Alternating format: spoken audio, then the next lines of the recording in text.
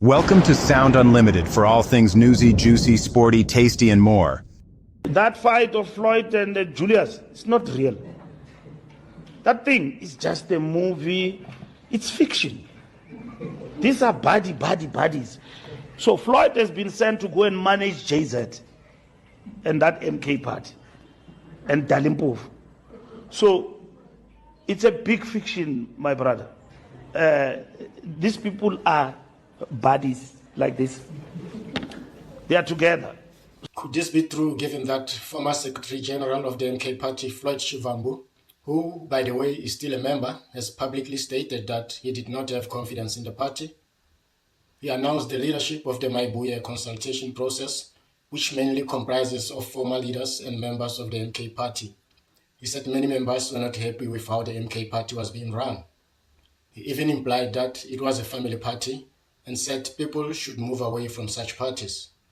So, was he and Nhlamulo deployed to destroy the MK party from within, as Mbalula has claimed?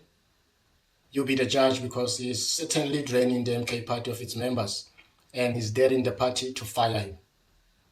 One thing for sure, though, is that he's going to be the president of the new party.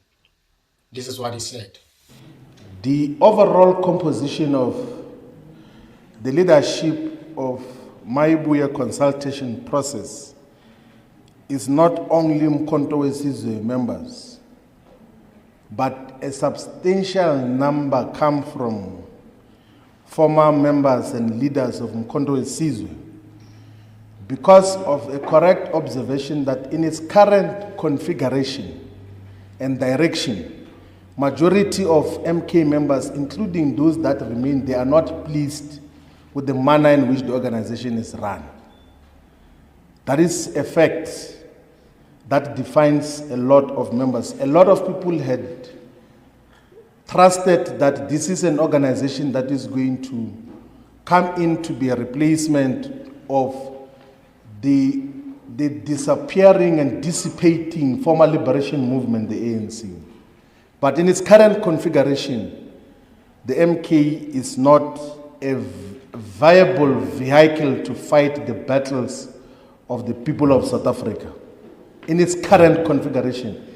And if anyone says such is the case, it's not being truthful. It's not being truthful in terms of how they handle those issues. He also apologized to the spokesperson of the MK party, Nhlamulo Ndlela, for saying that he was using drugs and always drunk. However, he still maintained that political party officials and members of parliament should refrain from drugs and alcohol. You know, the advantage of, so when I spoke the other time, I was not yet national convener of the Mayibuye process. Now I've got the benefit of benefiting from the leadership collective in terms of how we should handle certain things. And part of the guidance which I agreed with is that I must unconditionally retract the statements about drug use and alcohol abuse of Nhlamulo Ndlela, unconditionally. But we take this opportunity to encourage all the people of South Africa to stay away from drugs and to stay away from alcohol, particularly if they are members of parliament and members of leadership of different political parties. Drugs will never build you with anything, will make you to make a lot of mistakes, but we really unconditionally retract those statements that were made there under the guidance of the collective of the leadership. Thank you very much. He said he knew when he was still in the EFF that it was a cult, but couldn't say it publicly.